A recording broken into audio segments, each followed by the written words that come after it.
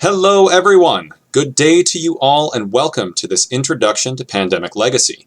We're here with legendary designers Matt Leacock and Rob Daviau. Welcome, Matt and Rob.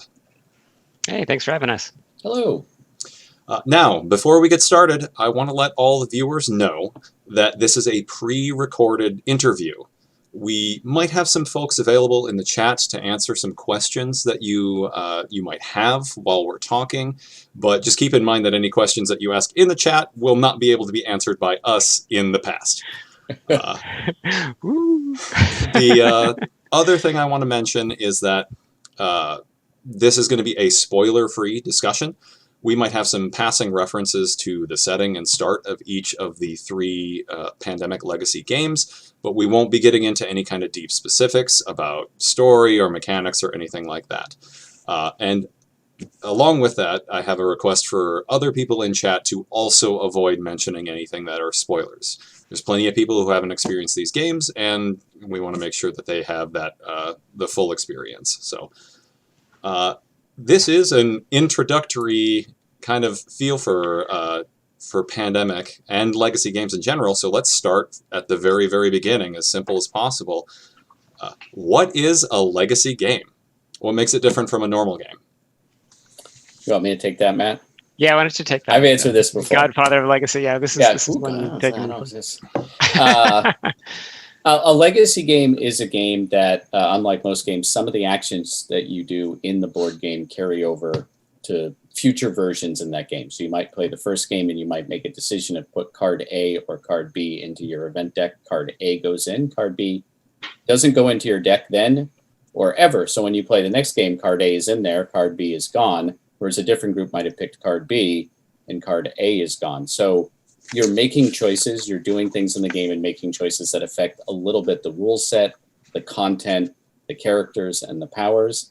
And then along the way, there's also new content that you'll get at certain times, either decided by the designers or based on actions that you do. You know, open this packet when the first character dies or when you reach your destination, which will often introduce new choices, new materials, new rules. When you put these together, you can tell more of a narrative story than you would in a traditional board game.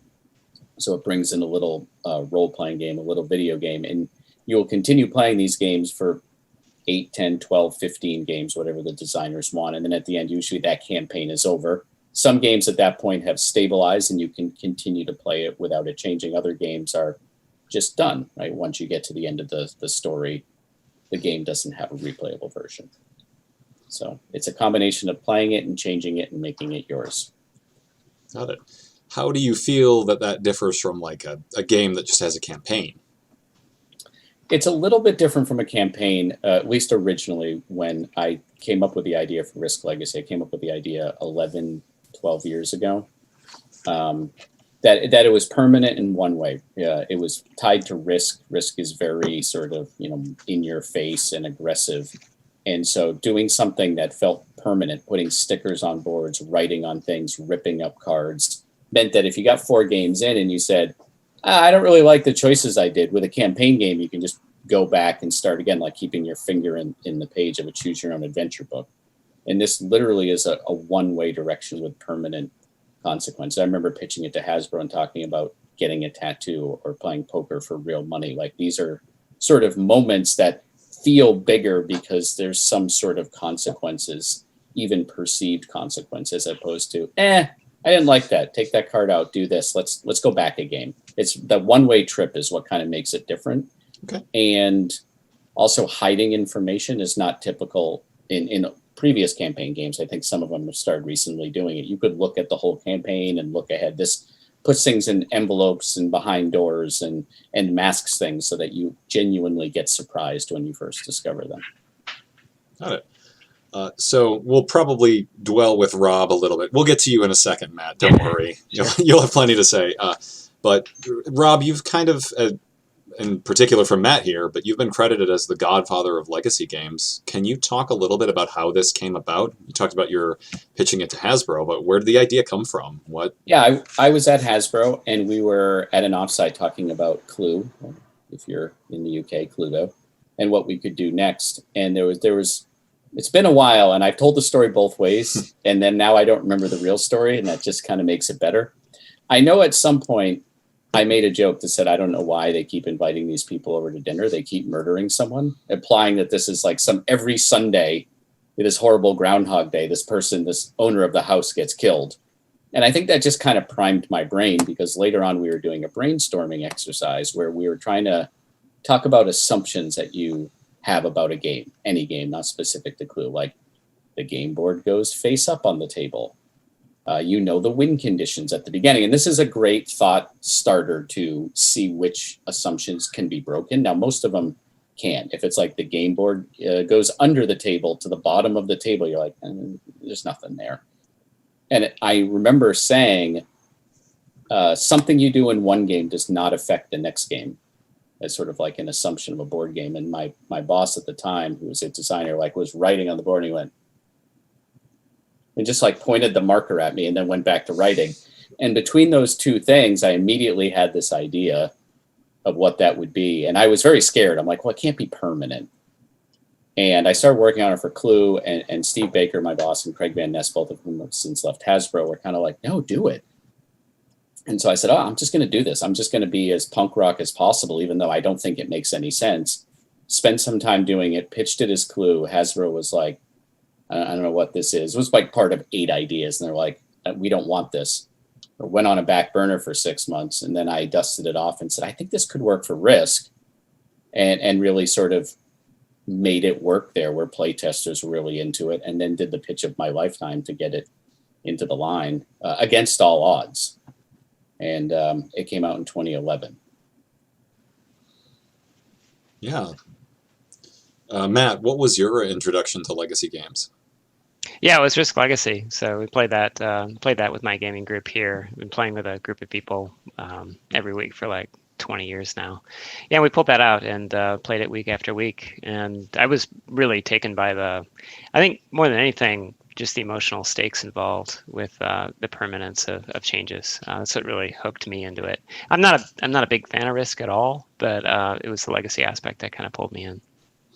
Yeah, for a while, until Matt and I worked on Pandemic Legacy, I said my tombstone was going to say, like, I liked it, but it's Risk. Yeah. I mean, that I recall at the time was a pretty big part of it. Like, everybody was kind of blown away by this idea of permanent consequences and that one-way street. What was testing the thing like back then? How did you manage to develop that? Like, what was that like? Well, I had the wonderful resource, which I don't have now, of working in a game studio with 15 designers within shouting distance of me, plus marketing people and game fans. And so whenever I had to test something, I'd be like, who wants to play?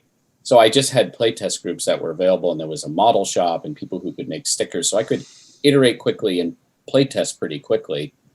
Then eventually I had to do external playtesting, and I ended up doing a lot of what Matt and I do with Pandemic, but on a cruder basis, which we just send them to external groups and get written feedback. And along the ways, one of the early playtesters, a guy named Chris Dupuis, had worked at Hasbro and had left, became, in a good way, obsessed with this, to the point where I just hired him as a developer, because he basically found every loophole and every problem. And there's still some, but basically it was a design mess, and kind of brought it into focus. And then he ended up using that to go get a job at Wizards of the Coast for like 6 years. He's since moved on. So he kind of put it into focus and organized the playtest groups and kept track about all the loopholes. And he was local. We'd bring him into the office to talk through some problems. It's a different beast to test things. And one of the things that I relied on, there were 2 things I relied on. One, I thought this was never going to see the light of day, and it was going to be so crazy that I didn't stress about finding everything. And 2, I counted, because it's Risk and it's a competitive game, that people would self-police. If one person found a broken system, but they're playing in a 4-player game, then 3 people would sort of try to keep them in check so they wouldn't run away. I'm not sure that actually worked, but that was the design philosophy at the time, because it's kind of Risk. It's like, I'm not winning, Matt's winning, get him. Let's get him, and then we'll get each other, Justin, right? So I was kind of relying on that, and I really thought that this was going to come out and like 4 people were going to like it. So I was just like, I'm just going to do anything here and see what happens. So once it did come out, like, how did you feel about legacy games in general? Did you think that it would turn into this like genre unto itself? Well, no, I didn't. I mean, at some level, I hoped it did. I said, wow, I think I did something cool. And if this is right, then people will make other games. And that feels really neat that I came like with a little subsystem, a little, like a collectible card game. But I didn't really believe it. And I ended up seeing the first review while I was on my honeymoon at an outdoor bar in Hawaii having a drink like as the sun was setting. And I was like, well, this is a perfect review, which was glowing to go with this perfect moment. Hasbro had announced a move at the time. So I was going to be, the office was relocating to Rhode Island, like 90 miles away. And I was only going to be able to do it for like a year. So I knew I was leaving. And the most I kind of hoped for at the time was maybe this does just well enough that when I leave, I can say, I'm the guy who did this. Can I pitch you a game? Or can I get some development work from you? Like, this is just really lucky that this is, coming together with my name on it at this time in my career. But I didn't think it would go much beyond that. How about you, Matt? Like, as you were playing through it, did the designer gears start grinding in your head? Did you think, well, this is really cool, and maybe I could do something like this at some point? Or were you just playing Risk and tearing up board? That's always going on when I'm playing games. I like to evaluate kind of what's going on mechanically and what the product looks like. And I mean, there's a lot of wacky things going on in that game, so it looked like a pretty fun toolbox to play with. Yeah. All right. Enough about other games. Yeah. Well, let's talk about Pandemic a little bit. So we're fast forwarding to 2012, 13, 14. 2013. I had been out of Hasbro a year. I was working on a different legacy game, Seafall, which turned out to be a lot of work and wasn't received all that well. It was like Risk, but more so. When I found out that Matt Leacock was looking for me. But not like I owed him money. Right? Yeah, the idea for the game, I think, came from a brainstorm, really, of just Pandemic. The product had been bought by a new publisher, and we were thinking of all the different ways that we could expand the brand, whether it would be a dice game or a card game or all these different kinds of things. So everything was on the table, and we brought up the idea about Pandemic Legacy game, and I kind of laughed and I kind of dismissed it because it seemed like it would be a crazy amount of work. I was working at a startup at the time, and it just seemed like it would be too big to take on. But I kind of filed the idea away, and then a few months passed, and for some reason I just started kind of sketching out some ideas about what a Pandemic Legacy game might look like. And I didn't get very far. I filled up a couple pages of the notebook before I realized, wow, this could be so cool. And that's when I sought out Rob. It seemed like it'd be great to chat with him and see if he was interested in collaborating on something. And meanwhile, meanwhile, I'm at Gen Con, though, like Matt Leacock's looking for him. And I remember thinking, ooh, maybe Pandemic Legacy. Yeah. Gen Con was such a blur. This was a year. I had been out for a year. I'm still hustling for work and showing a few ideas I had worked at and pitching publishers that I went home and completely forgot about it for like almost a month. And then happened to be walking by my game collection and saw Pandemic and went, oh, right, Matt, I should reach out to him. Maybe he'll turn into a job. So I didn't have his email and had to find you on Twitter. Is that how we got in touch? Yeah, I said, hey, I heard you were looking for me. And then you're like, oh, yeah. And then we went to direct messaging, and then we got each other's emails. And then you asked if I wanted to do it. And I'm like, yeah, I do. Yeah, he just wrote like, yes, like this giant type. It was a very short message, but it was very affirming. Yes, great. Yes, exclamation point, 180 point type. Yeah. Figured that would get my intentions clear. Right. Yeah. Well, that's awesome. What then was the early days of the collaboration like? How did you determine what the story was going to be? How did you figure out what the mechanics, how to parcel them out? It was a bit of fumbling around at first. I mean, we had to figure out how we're going to work together because we're in opposite coasts. So we got a video conferencing kind of a thing going, pretty regular meetings. And yeah, I mean, we had to kind of figure out a skeleton to begin with and understand, first of all, is this going to work for a cooperative game? Those are some of the bigger ones, like, what form does it take and how does it develop? And wow, what does a game represent? Is it a week, a day, a month? How many games do we want them to play? Do you just keep playing a game until you win? Or do you just always move on, win or lose, or is there somewhere in the middle? The first game, Matt had kind of worked out. Like if you play January of season 1, Matt's kind of like, here's how I picture the first game. And I'm like, oh, okay. And then you had some ideas of what happened next. I mean, that part changed a little bit more, but some of the first act, the first 3 or 4 games, you had sort of worked out the beats, but we had to take a step back, figure out, how many? Yeah. Right. What's the structure of it? So we came up with the whole idea of it taking place every year and each game being a month. And then some of the other nuts we had to crack was sort of like, well, how do you prevent someone from just, spiraling downward where they make some decisions, they don't turn out very well, they lose the game state gets worse, and you play again and it gets worse. And, we don't want people to spiral into some kind of dark hole. So we need to figure out how the game could adjust and adapt to the players. Do you remember how that happened? That with the funding thing? I don't know. The happy accident? It was a happy accident. I was playtesting with friends, and they played January and they lost. And they're like, oh, we have to play it again? And you could see like we just did this. And they had this down moment. And I panicked because I don't want to lose my playtesters. The moment I go, yes, but have some candy. Your funding was increasing. You get 2 more event cards. And they're like, oh, that's amazing. And I remember texting Matt like, I think I just accidentally solved our problem by trying to make my friends feel better. Right. And then you don't want it to be grindy, so we figured out how you could kind of move on, keep the plot moving forward. So, I mean, like so many things, it's just a matter of iteration, just experimenting on things. And sometimes the experiments work, and sometimes they don't work at all. Yeah. So I think we missed a very small trick here in just describing what is Pandemic Legacy. How does it work? So it's a Pandemic Legacy Season 1 we'll start with, because they do come out in seasons. It starts out very much like regular Pandemic, if you played Pandemic. So you're trying to find cures for the diseases, and you either win or you lose after a session that's pretty close to a typical Pandemic game. Fully cooperative. But as you're playing it, fully cooperative. Yeah, very good recipe. Yeah. But as you're playing it, the game is evolving.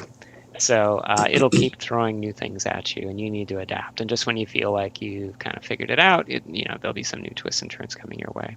Mm-hmm. So that's the big difference. You start out with you can put all your existing Pandemic knowledge to work for you, but the story kind of evolves, and sort of the mechanisms that are associated with it as you play. Yeah. It takes 1 game year, so 12 sessions, a January, a February, a March, and it's set roughly. The time isn't specified, but it's modern time, so 2015 if you want to pin it down. Only one of the 3 seasons has an actual year. But that's right, yeah. All we know is Season 2 takes place 71 years after Season 1, which takes place whenever you play it. Yeah, so the full campaign will take somewhere between 12 and 24, depending on how well you do. It's typically around 16 to 18 games. 16 to 18. I mean, I think very few people would go above 20, because if you're you're throwing it out the window. You throw it out the window and write us an email, because the way it works, if you win the game, we haven't done our job right. Yeah, if you win a month, you just go to the next one. So if you win every one, which I know some people have done, you play 12 times, January through December. Right. If you're a pro. If you lose a month, you get 1 more shot to try to make good on it, and then you just move on to the next one. So if you lost every month twice, you would play 24 games, but you would not play 24 games, because you would get to about June and say, I hate this game. We've lost every single game we've played. Let's play something else. Despite all the safety nets we built into the game. There's further safety nets and ways to try to make sure this doesn't happen. But mathematically, fall off the trapeze and fall into the lion cage, and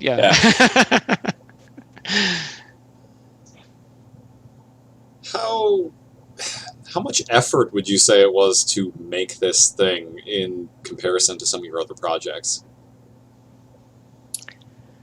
We have estimated, well, first of all, we were starting from Pandemic. Yeah. So that's the hard part. One of the things, like when I've worked on some legacy games that aren't based on existing games, first you make a good game that people want to play. So that part was done here, which makes it nicer. Then the actual turning this into a 12-chapter campaign game was about the equivalent of designing 2 or 3 games. Yeah, I was going to say 2 to 3 games. Yeah. Yeah. Right. So. Right, and that's with an existing core game that was sort of already established. So Right. yeah, they're a bunch of work. I think the subsequent ones were even harder because well, and easier. Well, We had the structure we figured out. traded one problem for another. When we Yeah. started season 2, we said, okay, we know it's going to be months, Mhm. and we know how funding works. We might need to rename it. So we had already figured out the legacy systems, but now we wanted to make a different core engine that wasn't the default Pandemic. So our time in the startup went to figuring out game 1 or a prologue, as it is, not how does this structure work. Yeah, I think we could have made the job easier on ourselves if we just kind of repeated season 1, but we didn't want to do that. We wanted to give people, a new product that they could explore and just, have so much fun with, because it was different than challenged some of their expectations and inverted so many things for them. And that's the tricky part for us. Are there any other legacy series, or we do? I don't know if there are, but there may be, but there may be, and if so, I apologize that I can't think of one. But if we just did this Pandemic, and there's nothing, this isn't a criticism, Pandemic, and you do 3 legacy campaigns, you might be playing 50 games of Pandemic. Yeah. In today's age, a lot of people play a game 2 or 3 times and say, I get it. So we wanted to make sure every time you bought a new set that you were getting like a close cousin of the game you played before, but felt different, had different problems, different solutions, different pieces to fit together. So it didn't feel like one long game. It felt like 3 games that told one story. Mm-hmm. Yeah. Yeah, you get all the advantages of like leveraging what you've learned like mechanically in the other games, so you can get up and running relatively soon, sort of how the Pandemic beats work, but it does feel like a different experience, and there's all sorts of new surprises in each one. So without the sort of army of designers and playtest resources of Hasbro at your disposal, how was playtesting this? Matt, show me the light. Please, Matt, illuminate everyone to your way. We used a method that I've been kind of honing in previous projects, which was to use do a lot of remote playtesting with video. Part of the problem with testing one of these is that it's a long process, right? If you're going to play the game and you're going to play, say, the whole campaign, all 12 of them, it may take you figure an hour each game minimum, right? Because there's setting it up and tearing it down and so on.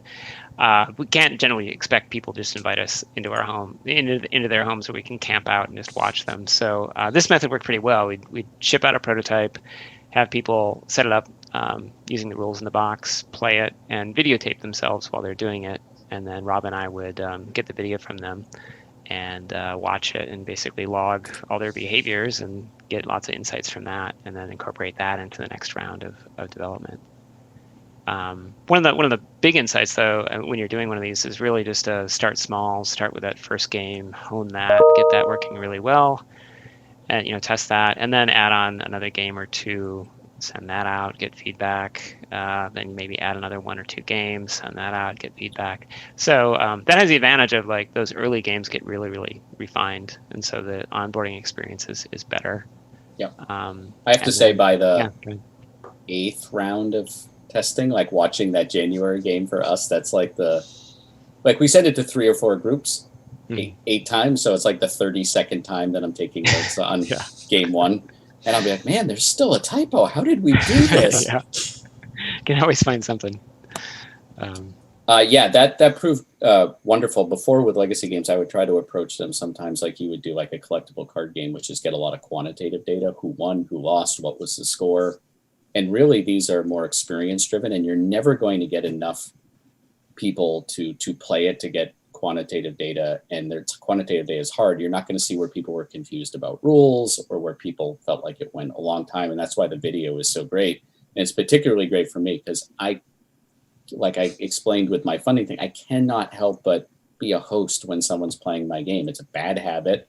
And even if I'm in the room, I'm like, no, just check the rules again.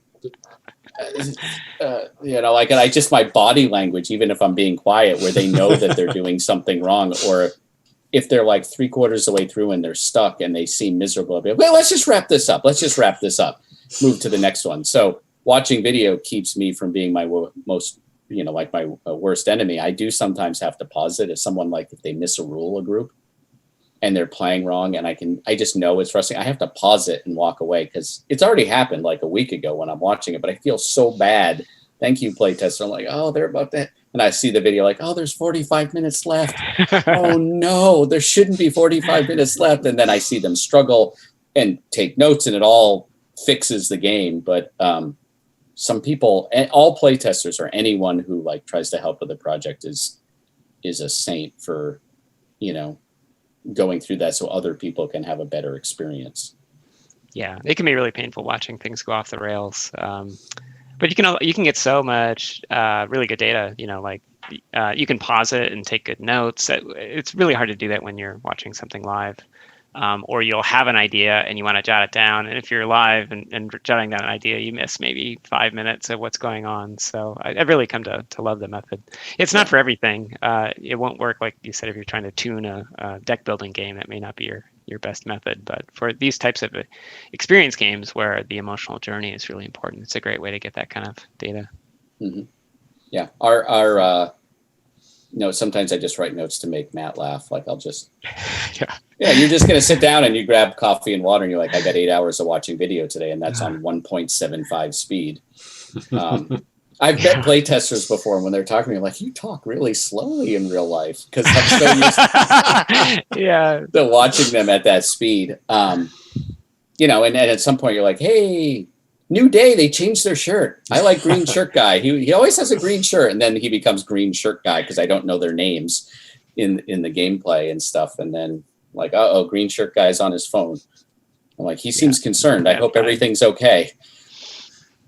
So with a little bit of background on this, because I'm asking a question about whether there was a moment for either of you where you realized this thing was cool. And I want to preface this for those of you watching who don't know that this pretty quickly skyrocketed to be the top game on Board Game Geek and was widely considered the best game of all time for a while. So it is considered very cool in general. But for the two of you, was there ever like a crystallizing moment of that? It still hasn't hit me, to be fair. I honestly have to say that. Like, I worked in this office. It looked just like this for the most part when it came out, and we had already been 6 months into season 2, and I saw it climbing the rankings. And Matt and I would talk about season 2. We're like, where's this going to stop? Like, where's the trajectory? But it was sort of very distant and surreal. It's not like you're getting larger crowds at your concerts or something. Like, there's no immediate, very visceral feedback loop. So it still hits me. You say something like that, like it went to number 1 and it's cool. And I went, oh, that felt good. Like, even though it's been like 5 years. I don't know. I get moments where I sort of like stop and realize that I'll walk by the game and go, oh, yeah, that was pretty cool. I'm glad I did that. But it's not, I don't remember a single moment like that. Yeah, for me, it was just sort of a gradual thing. Looking at the buzz kind of coming in and just watching the rankings rise on BDG, it was very exciting. I'm kind of embarrassed to say that I was just looking to see the trajectory of the ratings because it just seemed unreal. But you are distant. I mean, you're like Rob said, you're in your office and you're kind of separated from folks in this job. That's one of the reasons why I did love going to cons because you get that sense of community. But it was still a little surreal watching that happen. Yeah, it's a long feedback loop as a designer.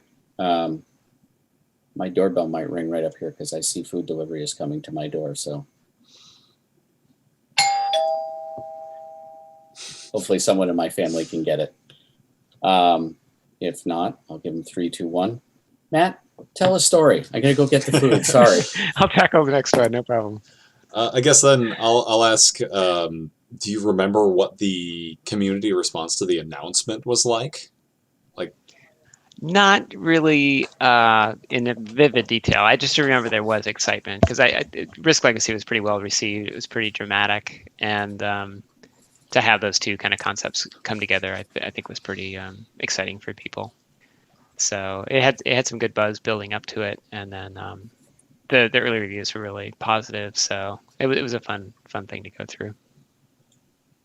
And so then I guess starting to build some buzz, starting to, some of the reviews were coming out. Everybody was getting pretty excited about it. At what point was it determined that it was going to be a trilogy? I think it was before it was released, right, Rob? I mean, I remember seeing the cover comp that said season 1 on it and going, "Oh, I see. We're gonna have a couple more." I remember I dropped off the prototype because the publisher was in Montreal, or just outside Montreal at the time, and that's 4 or 5 hours away from me. It was fall. I'm like, I'll just drive up. I haven't been to Montreal in a while, and just drop it off and answer questions and meet with people, because it is a complicated game. And at the time it was very different. Now it's just a little different for a production team to do. And the owner of the company was like, this is great. This is doing well. Get started on the next one. And I'm like, I just drove 6 hours. I thought this was like I'm done. And she was like, no, this is going to be big. This is going to be like a season 1, and we'll just see how many seasons we can get out of this. And I'm like, oh, cool. I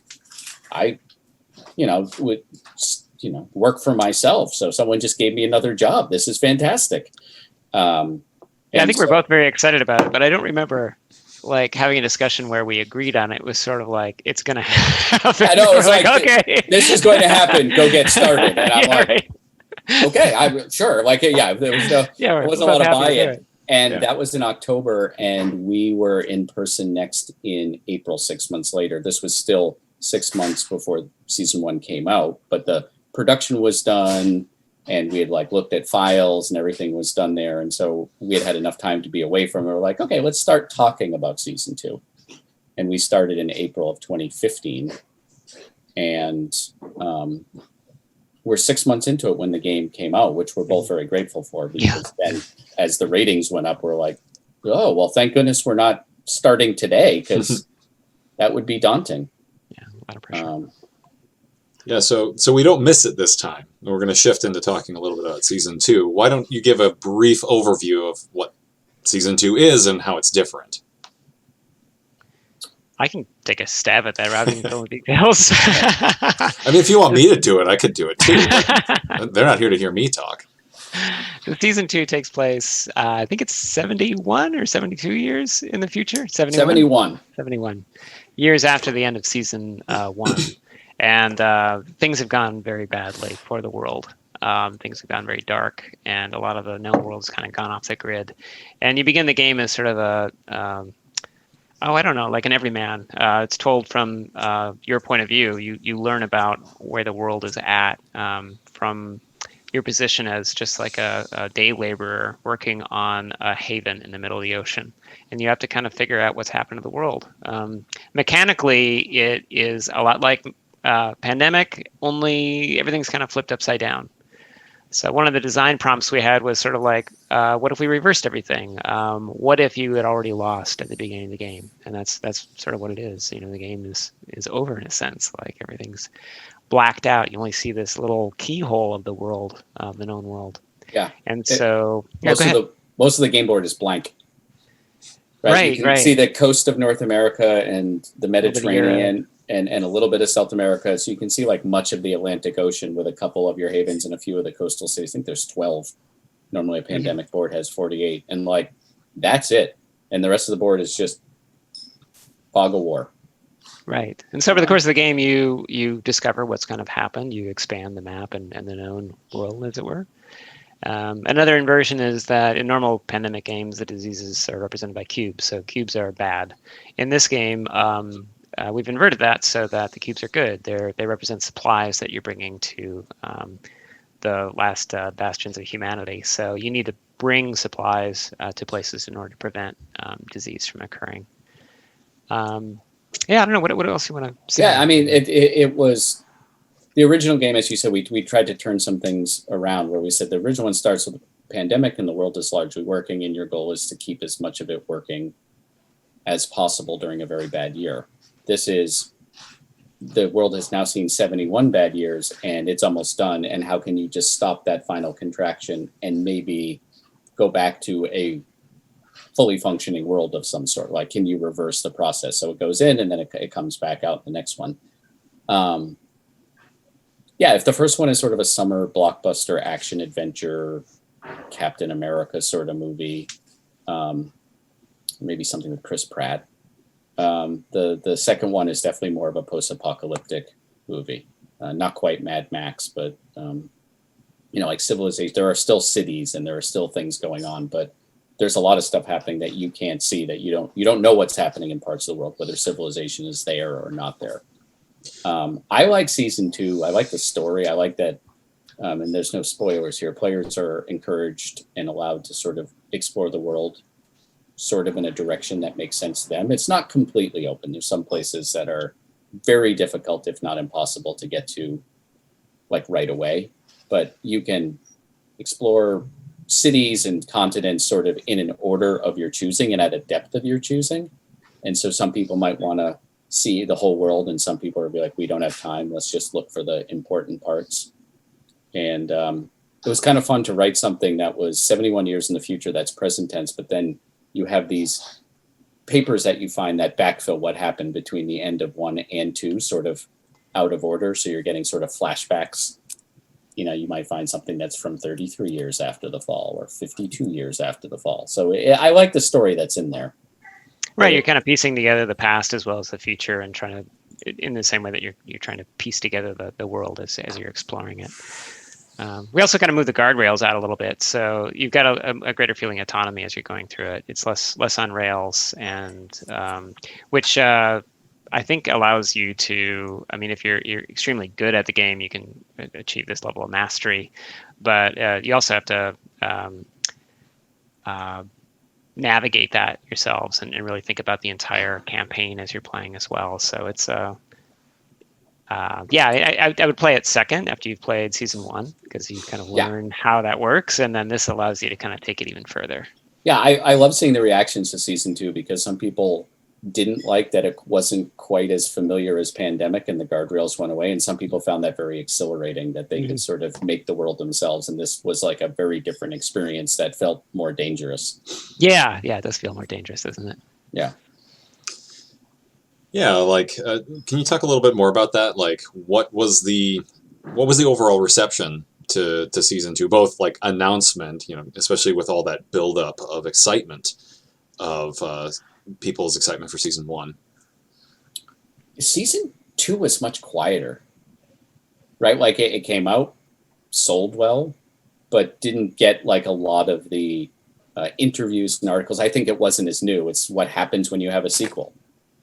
People are like, oh, I like it. Some people liked it better. Some people liked it worse, but no one was sort of blindsided by it like they were with season 1. And so therefore there wasn't quite as much attention that I saw on it. It's still rated very well. It's still sold very well, but it seemed to just be I think a lot of people are like, this is a good follow-up. My expectations were high and they were met. Whereas I think the first people were like, what's the legacy? And then they played it and they're like, what? Right. And so their expectations, they had no expectations. So it completely surprised them. And in this case, it was more of meeting expectations, which is hard to do. Yeah, I think that's right. I mean, it's hard to just blow the lid off twice in a row like that. It was something completely brand new, because in a certain sense, you can't without disappointing the people who have a certain expectation for what that first one was. So it's a difficult line to walk. All right. So now we're on to 2017, I think it is. And there is something called Season 0. It's important to note that Season 0 is not out yet. It is forthcoming within the next month or 2 here. I believe currently October is most likely when. But when did you get started on Season 0? Like November 2016, I think. Right? Yeah, it was the day after the presidential election. I remember it very well. Yeah. Take a drink.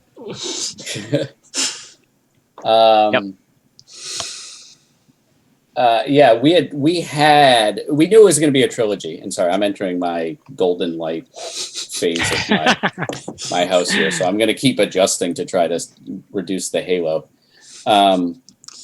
We're about halfway through season 2, and we said, okay, how many of these are we making? And we realized we had about 1 more in us, but we weren't going to be able to keep mining this without getting very repetitive and redundant past. So we said, what is the third one going to be? We called it season 3, and we realized it should be a prequel. And so we did a real quick half-hour discussion on what some of the story and some of the mechanisms might be. No, I'm still glowing.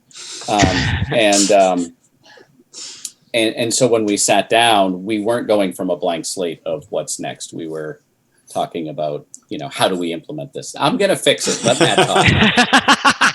Yeah. I mean, if you look at season 2, it takes place way in the future, and it's post-apocalyptic. So it didn't seem like going in that direction was tenable. So, but the idea of a prequel and like figuring out sort of the backstory between of what a pandemic game is like was very exciting. So we just bounced a bunch of ideas around there. Eventually settled on this that Cold War theme that we came up with. I was like, oh, that's much better, Rob. I'm just going to, as the earth turns, I got to turn with it until you'll just be looking out at my neighbor's house through the window. Look at my printer. It's now like a focus. All right. So we're looking at this is another big shift in its setting and its genre and game mechanics. What made you want to go this way with it? I'm trying to think exactly how we came up with the theme. I remember the theme was unlocking so many ideas, though, for the mechanism. Yeah, I think I don't remember exactly, but I think we were talking about movie genres. Like, okay, we've done sort of action-adventure, and we've done a post-apocalyptic. What else is in there? And we said, we're not going to go post-apocalyptic, so let's go in the past. And we were talking about 80s action-adventure, like we did action-adventure, and then we sort of went back to what if it was a spy movie or a mystery or a thriller, and then we were like, oh, how about the Cold War? And, we just talked at a very top level, like what if you were spies and you had aliases and, there's intrigue and mystery and stuff, and you're sort of unlocking a mystery rather than we ordered food from 2 places. Yeah. So here we go. And we are just like, oh, and it could be this, and it could be this, and it could be that. And we're like, okay, there's something here, right? We know it's going to change, and we know it's going to be difficult to implement, but we weren't like, let's do Mean Streets of 1978 New York disco dance-off game, because I don't think we would have gotten very far. And that's not something we're going to do. So as disappointing as it is not to have that in the game, what actually is? What are the cool new features of Season 0? Do you want to take that one, or should I try? No, you go. All right. So, you begin Season 0 in 1962. You're freshly recruited into the CIA as you were just formerly medical students. The CIA figures that, because there's this threat of a Soviet bioweapon. So the CIA has recruited you thinking it's easier to train medical professionals to be spies and spies to become medical professionals. So your job is to kind of figure out what's going on. This bioweapon might threaten humanity, so you need to figure out what's up. So that's the story. Mechanically, obviously, at 62, the disease is not. There's no disease in the world, right? No epidemics or pandemics happening. Just the threat of them. Your threat instead is Soviet agents that are running around trying to prevent you from doing your job and trying to blow your cover and so on. So you need to kind of keep the world in check, dealing with these Soviet agents while buying enough time to complete certain objectives. And every month, the games are months again, you have a different set of objectives. And those objectives, when you complete them, give you more information. So you can kind of piece together what's going on in the world. So a lot of new things in the game. When you're melding your cards, you're not trying to cure a disease. Instead, you're building a covert team that will then help you accomplish your objectives. And those teams actually can travel around the board doing your bidding. And we just unlocked all sorts of different things with them. Different ways they can travel, different ways they can accomplish objectives, and they help you kind of keep the Soviet agents in the world kind of in check as you're playing. So I'm laughing at. I know I'm glowing again. I can put my hand up now and make it a superpower. You dare doubt me? All right, I'll just keep going. The world is going to keep turning, so we're just going to live with it. So I think I'm not usually in my office in this time of day doing it. It's usually me baking under my skylight, so it's a nice change. Yeah. What else? Talk about the passports very briefly, because those are cool. Let me do it. Yeah, you before I begin the game. you got it. Before All I'm right. bathed in light again. Passports are you have different aliases in the game, and this is again no spoilers. You learn about it when you're reading the rule book. You don't learn all the details until you start playing. But in the other seasons of Pandemic, they have just different characters on the bench. So you can play the medic one time, and then you're like, I don't think it'll fit this time, so I'm going to take the dispatcher, and you can mix and match your characters. This you actually create different aliases and different books in your passport. So like you can actually play multiple characters within the same game by switching pages on your passport. And it's not at the beginning. We sort of ease you into it so that you don't get overwhelmed by playing 3 characters at once.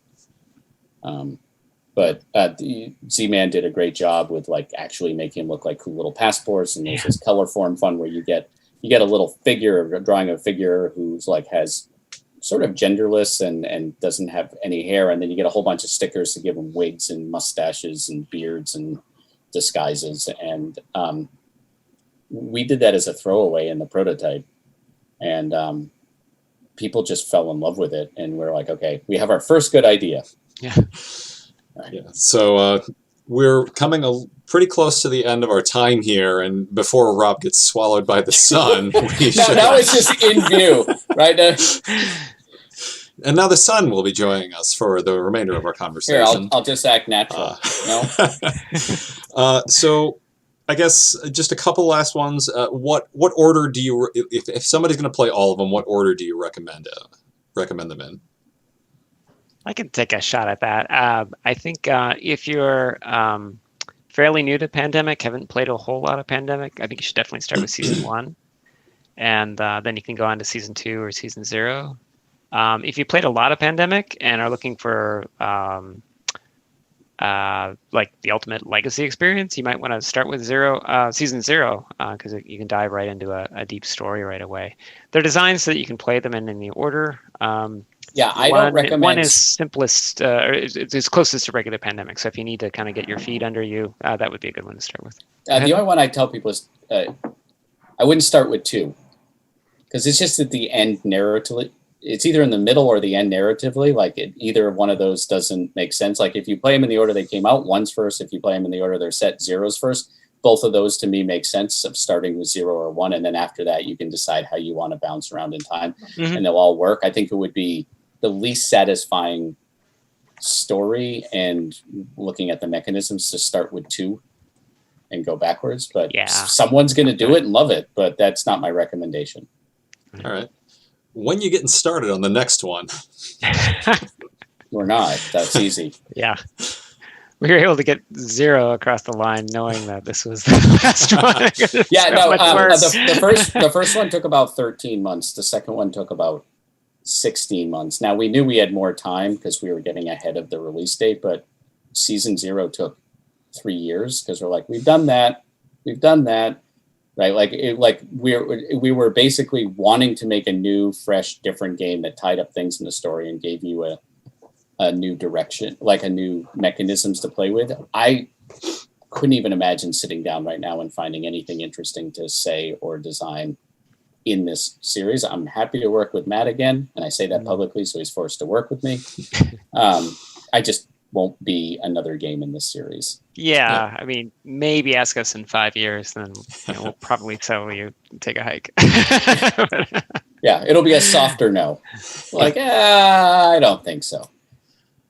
All right. Well, with all this time, years and years and years spent, especially for you, Rob, but also for you, Matt, do you still see a lot of like potential ground in the legacy genre? Or yeah, definitely. People are still making them. I'm working on a couple. I think the newness is gone, as anything is the case, but someone will mash it up with something else or do something. They just take a long time to make. I think there were a lot that were started sometime between Risk and Pandemic Legacy or just after, but then a lot of people got into it and said, this is a lot of work. and then stopped. Yeah, I think we've learned what kind of works and what doesn't, and we're just sort of establishing some design patterns that makes development easier, and you're less likely to go down a blind alley. So I'm looking forward to seeing what other kind of breakthroughs people have when they're experimenting in this space. Cool. Well, I think we're going to wrap it up here. Thank you so much to the both of you for taking the time to chat. And before we sign off, any last thoughts, any shout-outs you want to make, anything you want to declare at all? I'll just thank everybody who play tested this. By going through customs? No, probably not. No, probably not anytime soon. I would like to thank playtesters and all the people who have said something. I said before, like it was not immediate reaction to how well this went, but the reactions and the best part are when people come up and talk about when they played it or they ask questions, or I see people on Twitter who have shadow boxed some of their sets. Oh yeah. Or have I've seen tattoos and cosplay around some of the games, and when I see that blows me away. So thank you for all the people who took the time to play or play test and enjoyed the game. Yeah, likewise. All right. Means a lot. Well, we will let the sun continue to devour Rob. Yeah, it's super professional hour. I have food delivered, and then I have to put myself in the corner and hold something up to block the sun. Like, hey, people, someday you'll be a pro like me. Oh, I suppose any advice for aspiring designers? That's always a classic question. Put your blinds down before you start a podcast. Just what I tell people is, I briefly taught game design at a couple schools. If you really haven't started at all, don't start with a legacy game. But basically just take a game you like and start modding it. Do expansions. Do, mashups. Then take 2 games you like and say, what happens if I put these together? What's the best stuff? You don't have to start with a blank piece of paper. Right. If you're doing a lot of crafts and things like that, I mean, if you're going to become a cook, you don't start I'm opening a restaurant. You go work at a restaurant. You see what other people do. You learn from other people. And the way to do that is more isolating, is just to start from something that isn't blank. And I think you'll get a lot less frustrated. And then you can have more success when you start working on your own ideas. Yeah. I would say start simple and get your ideas on the table as soon as possible. Don't build some beautiful thing in your notebook and then, because ultimately, you're going to be really disappointed the first time it gets on the table. It's better to have something simple that you can get up and crashing as quickly as possible. Yeah. And involve other people in the process as much as you can. So, and not just your family. Yeah, and every game sucks until it doesn't. I mean, What Matt and I will do is we'll say, let's make a mess, and then we'll make something well, let's go try it and see what's bad. And then it's bad, and it still sucks. Yeah. Oh, man, we spend so much time, and then we go, well, we dug ourselves out of this ditch before. Let's do it again. Yeah, it's a process of making things suck less is generally how it works. Yep. All right. Thank you again, Matt and Rob, and everybody else out there. Thanks for watching. Hopefully I'm in the chat laughing at myself right now.